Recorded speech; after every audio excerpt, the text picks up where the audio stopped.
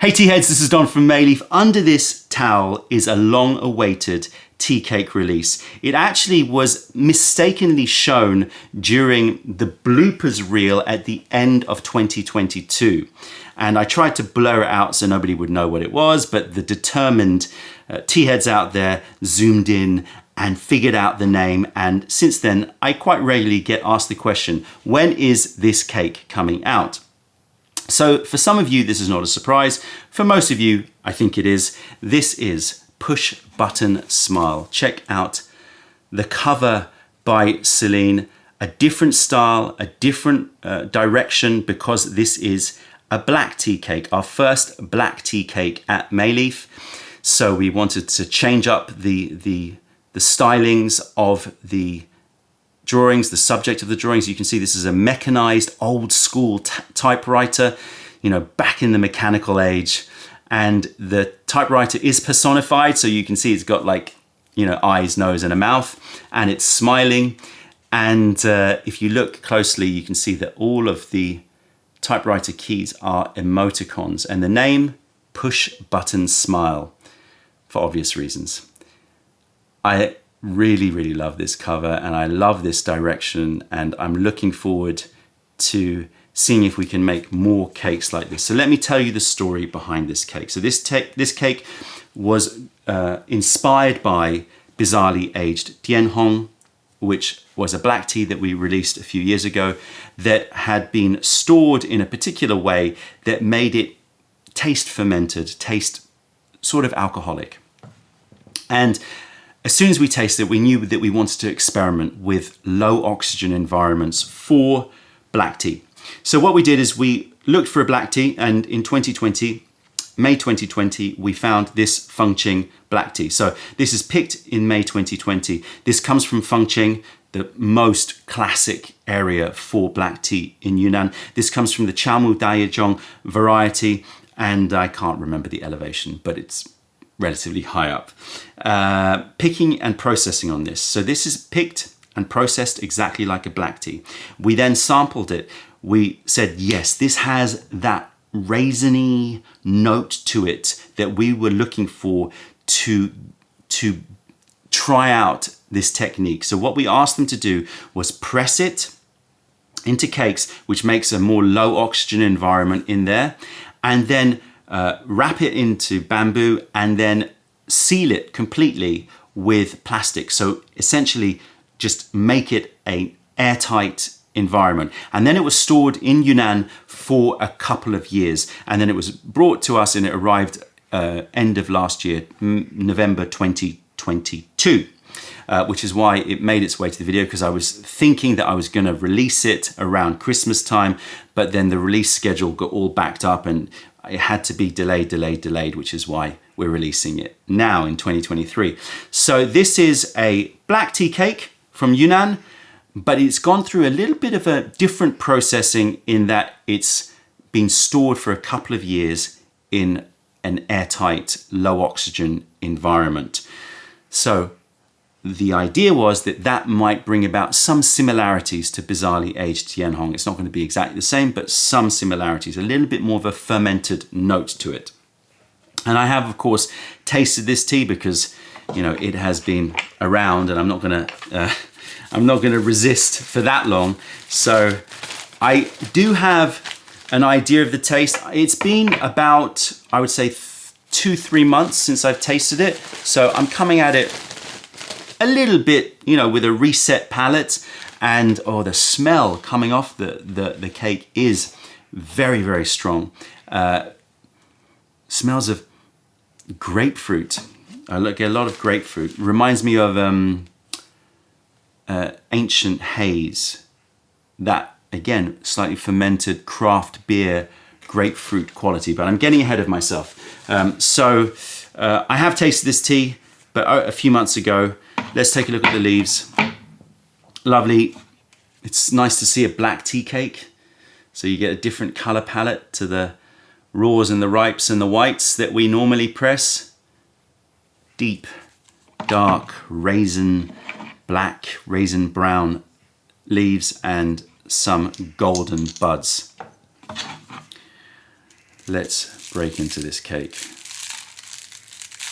The compression is nice, not too tight, but because these are obviously smaller leaves than your raws, they will be a little bit tighter, but still, as you can see, you can almost do it with your fingers. I think that should be enough. I'll put that down here. We have the artwork here. I really love this artwork. That simple monotone, you know, one color. And the drawing, we wanted it to not just the object to look antique, but the drawing to be, the styling of the drawing to be something you would imagine seeing in an old book, you know, that one color drawing of, in case you need a reminder, one color drawing, that illustration that you get in older books, pre-photography era. Okay, right, I'm in my gold glazed gaiwan. I got my teapot here. Let's warm up that gaiwan and give this a smell. Inspired by bizarrely aged Dianhong, but different. And when we tasted the Mao Cha, it was the raisiny, fruity note in it that really lured us into making this the candidate for this tea. Yeah, I'll put the whole lot in. All right, here we go. Push button smile as the helicopters circle around me. It really does have a very similar quality to Ancient Haze. So I'm getting grapefruit, I'm getting craft beer hoppiness to it. I'm getting a little bit of vine tomato.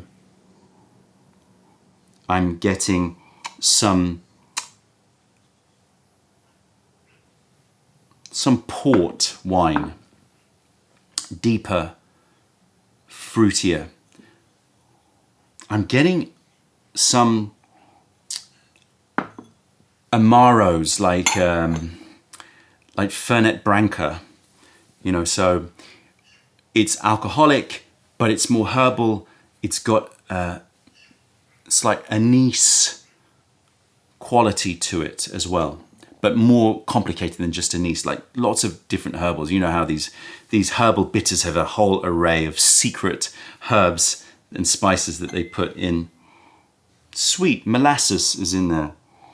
A bizarre note, which I always get when I've smelt this tea, is Lucozade. Brand name, maybe there's other versions, but Lucozade is a particular taste and smell, a soft drink, a glucose soft drink that I haven't tasted in a while. I'm not sure even if it still exists. I think it does.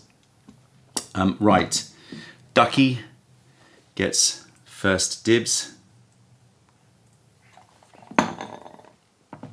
And now we get to have a sniff of the wet leaves.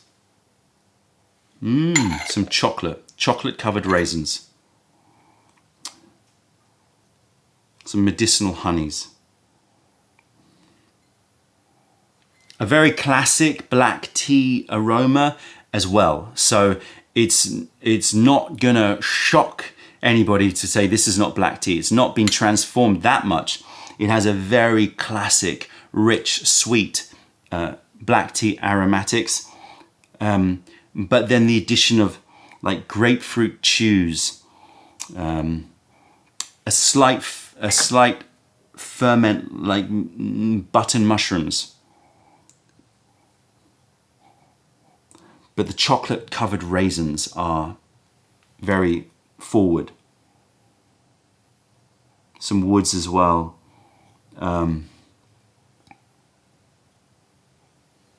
Pecan wood.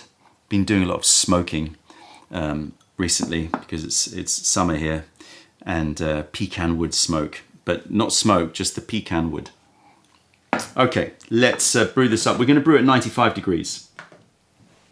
And you can play with it. You could brew slightly cooler, 90 degrees, if you wanted a lighter, softer brew, or if you want that black tea strength, 95, of course, you can go up to boiling if you so wish as well. And we shall see how it has transformed, because it is going to continue to age. Black tea does age. This is something that a lot of people are under the misconception that it's only raws, ripes and whites that age. They will age quicker than blacks, but black teas do age, and it is something that is very well known in China, that oftentimes black tea producers tell me that, you know, the black tea is not going to be at its best until 2-3 years. This is now 3 years.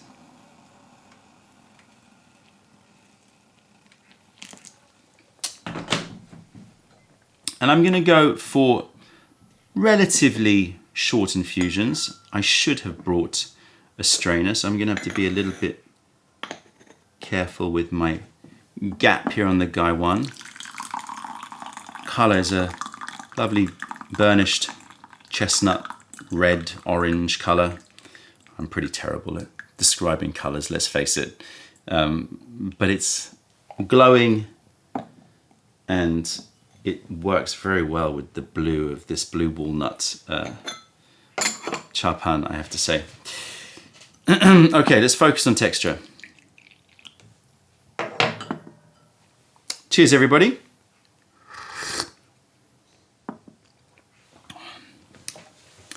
Texture is medium, but vaporous. It's very unlikely that you're going to get a very thick texture with a black tea. Black teas tend to be more brisk, but this has a certain thickness. It's not light. I would say it's medium, vaporous. And the first thing that really hits me is in that vapor is that Fernet Branca. So again, alcoholic note to it. You could say a dark sherry, but it's got more of the herbal in there. So we'll stick with Fernet Branca if you've ever had it. It's a dark herbal liquor. Chocolate raisins are there. Cedar wood is there. In fact, it's got a very pronounced cedar, resinous cedar wood quality. So, but the raisins are there. The chocolate covered raisins are there. The grapefruit is there. It definitely has a zesty note to it.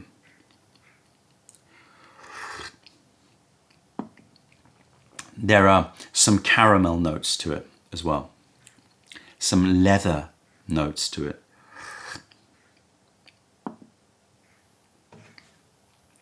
So what's interesting about this tea is that it is very much a Yunnan black tea taste. That's its base, and it's a great quality raisiny Yunnan black tea. And the low oxygen environment has added some alcoholic note to it, some herbal alcoholic note to it, and a certain zestiness that, again, I equate to those craft beer hoppy IPAs, grapefruity hoppy IPAs. It's got that added element that I don't think would have been the case if it wasn't caked and then stored for a couple of years in a low oxygen environment. I can't be sure, of course, but that's my impression. Yeah, antique woods and cedar wood and leather gives it that aged quality. The fruity notes as it cools down, and it's a very important tip, is make sure you taste at different temperatures. As it cools down, I'm getting more of the fruit coming through.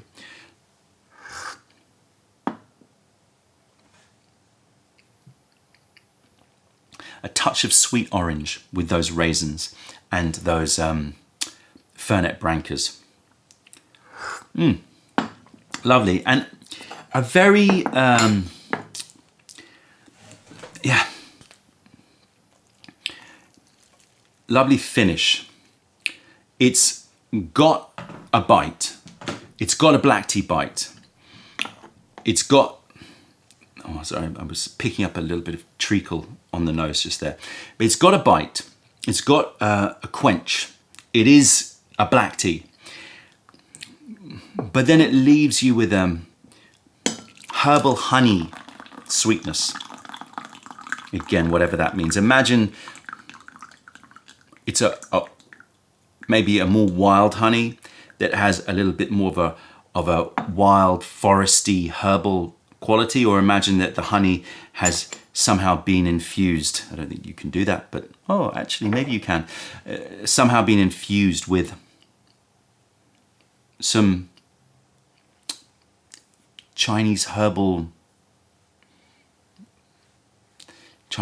roots, but light.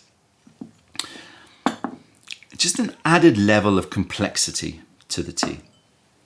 And it's making my tongue a little bit, strangely, a little bit tingly, numb tingly, like a Sichuan peppercorn. I didn't notice that before, but it's definitely doing something physical on my tongue. Second infusion, very much the same. However, a little passion fruit zing to the sides of the tongue. Just in the background. So when we're talking about sweet orange, it's now moved a little bit more in the tropical, a slight acidity that then dials up, then dials down. And again, you know, I would equate it to those Ceylon, or you can call it Sri Lankan black teas that have that acidity. I think this would be a wonderful tea. I know it may seem sacrilegious, but I think this would be a wonderful tea to make like a Hong Kong milk tea or a Teh Tarik. It's got body, it's got strength, it's got complexity, it's got acidity that's going to counteract the milkiness, and it's got a load of fruits and woods that are really going to hold up to that dilution with milk. But first, please drink it pure so you get to know it, because it is a delight. Yeah, the combination of those antique woods and cedars, the chocolates and caramels, the raisins, and then this craft IPA and Fernet Branca or Amaro of some sort, but one of the Amaros that are more in the caramelly note than the super fruity Aperols and those the more rhubarb, and I'm starting to get into Amaros, which is why I'm sort of talking with a little bit more knowledge, but more of an Italian caramelled one, but with a distinct Fernet Branca bitterness, which transforms to that sweet herbal honey. Dancing on my tongue, lots of action, and this strange numb to tingly mala quality to it. Mala is the phrase that's often used for Sichuan peppercorns. So it's got like a tingle, numbing tingle, which is so fascinating. Ooh, and the body sensation is rising. Warming, excitable, interesting. Let's see how that progresses. In fact, what I'll do is I'm going to drink a few more infusions, and I'll come back and give you the overall body sensation, and we'll finish off this 10-step tasting of Push Button Smile. This is the 7th infusion of this tea. Flavor profile has remained consistent, albeit in the later infusions, more fruits have come forward. So I'm getting raspberries, slightly tart, quite firm raspberries. So got more of a tang, not quite to the point of sourness, but definitely there's a brightness to the fruitiness there. And that offsets really well with the caramels and the molasses and the sweet nature of those Fernet Brancas and Amaros, sweet vermouth, that kind of thing. Plus, of course, you've got those cedar woods and woods. A very complete taste to this tea. Definitely a very active energy. It feels active and warm and energizing. and yet also digestive. I can feel my stomach gurgling, and it's got a cleansing sensation. So, you know, it's got a great body sensation. I would not drink this too late at night. It definitely's got some action to it. And I think it's a lovely step into this aged black tea taste, the leathers and the ferments and the herbal bitters and the grapefruit IPAs just add an intrigue layer upon the really high quality functioning black tea. Great tea. Happy it's finally released. Oh, quickly smell the empty Gong Dao Bei before we go. Fruity again. Sweet orange, but then as it evaporates, I'm getting fudges